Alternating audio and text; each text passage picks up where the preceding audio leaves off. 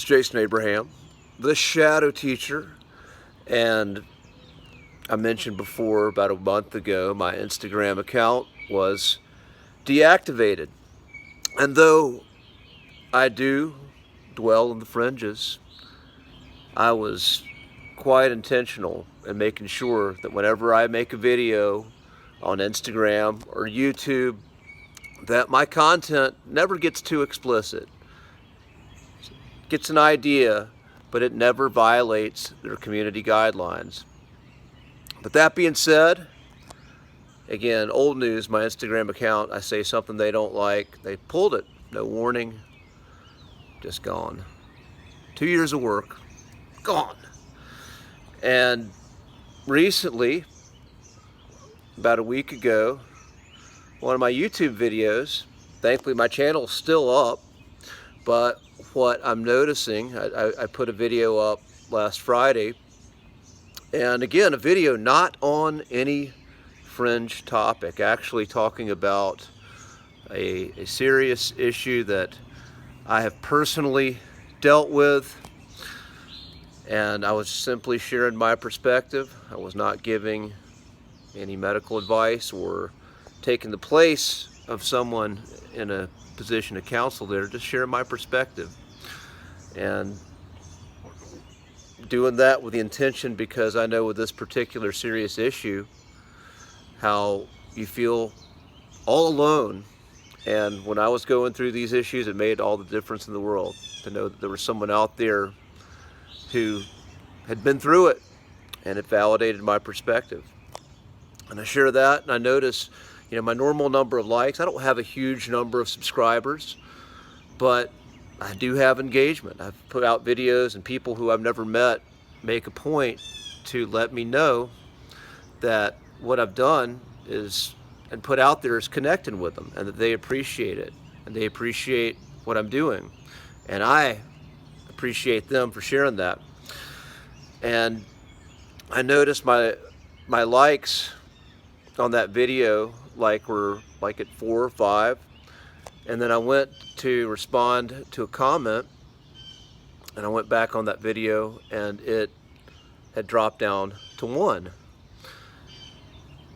And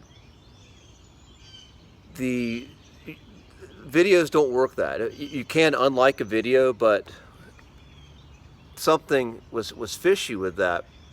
And it's happened before in the past, but again, that was very strange, and I just have to ask the question, why? What is it about what I'm saying that this particular algorithm does not like and feels the need to do that? So the significance of that, it's not so much about my feelings getting hurt because the likes in my videos are going down. I truly don't give a shit about that. I care a little bit, but not that much. This is more about creativity and connecting. The bigger issue is when we have these platforms that pretty much have monopolies, and a voice goes on there and expresses a viewpoint, they can squash it. This is what I call a soft squashing. Like a hard squash is kind of what happened on Instagram, where they just completely deplatform you. But here, the way the YouTube algorithm works is the more likes, the more subscribers you have, then you get pushed. You get higher visibility in this algorithm. And so when the platform itself is actively trying to suppress your video, you got to ask why. They don't create any content. Content creators keep that platform going, and it would be in their best interest for someone who puts out a lot of content to go higher, especially someone who potentially is building an audience. They actually can monetize off of that. I wouldn't even make that much. But why would they do that? So it kind of goes back to when you can control the information and the ideas that are more easily accessed by people, you control the perception. You control the narrative. And why would they find, again, something that's not that explicit, that is not hitting a lot of the hot buttons, which obviously get taken down now? Why do they find even thoughts that are not super explicit, that are just expressing an idea?